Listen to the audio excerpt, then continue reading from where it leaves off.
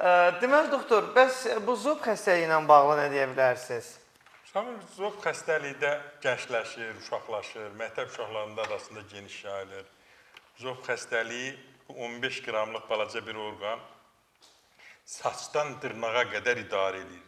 Yəni, belə bir mühüm orqan yoxdur orqanizmdə. Təsəvvür edin, sonsuzluğa qədər gətirib çıxarır.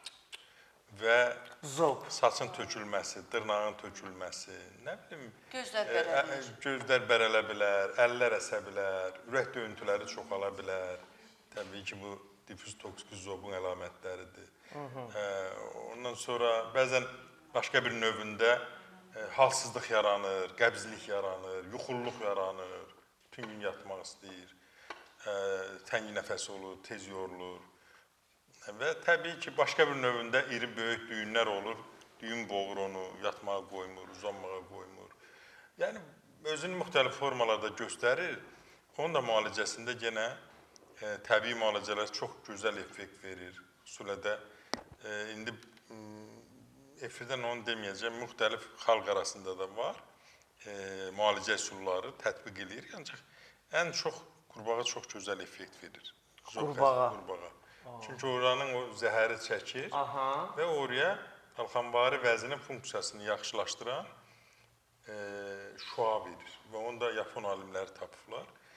Birinci gündən ürəyin döyüntüsü normallaşır, əlin əsməsi dayanır, tərləmə dayanır, yuxusu dərinləşir. Qurbağa qədər dərin yuxu verə bilən heç nə yoxdur. Ona görə də çox min illərdir bunlar tətbiq edirlər. Azərbaycanda da çoxdan var qurbağa ilə müalicə, ancaq elmsiz şəkildə idi. Biz indi onu elmi şəkildə gətirdik, ölkədə tətbiq edirik. Çox gözəl effekt verir. Yuxusuzluqda, bronxial asmanın müalicəsində, sağalmaz yaraların müalicəsində, zob xəstəliklərinin bütün növlərində, ondan sonra klimaksda, oynaq xəstəliklərində çox gözəl effekt verir. Biz nənə-babalarımız, birinin də siz şahiddisiniz. Bizim sevimli müğənnimiz. Bəli, dostumuz Qacarın yoldaşı, elə mənim bacımın baldısı. Nə qədər insanlar var idi ki, biri yox, bir neçə adamlar. Sonra Elbrus var, bizim Qubatlı rayonundan Qayalı şairimiz. Onu çoxdan çağırmıram, Elbrus müəllimi. Onun qızı əziyyət çəkirdi zob xəstəliyindən. Mənim tanıdığım insanlara hələ. Sonra bir dostumuz var, Nurlan, onun anası, Sabirə xanım, buradan salamlayıram. Yəni, zob həqiqətən də orqanizm üçün bir bəladır. İnsanı stresə salır, depressiya salır, arıqlayır. Üzündən, gözündən bilirsən ki, bu adamda nəsə düz getmir, nəsə pozğuntu var bu adamda. Arıqlayır, iştahsızlıq, çəkisizlik, depressiv hallar, yuxusuzluq, çox. Mən dostlarım, tanıdığım, bildiyim insanlarımızın hər biri elə başqa bir mənim qonşum, adını çəkmirəm, elə onun qurbağalarını mən evdə açırdım. Yəni, qurbağa ilə doktor o qədər gözəl müalicə eləyirdi ki. Qurbağa tam olaraq...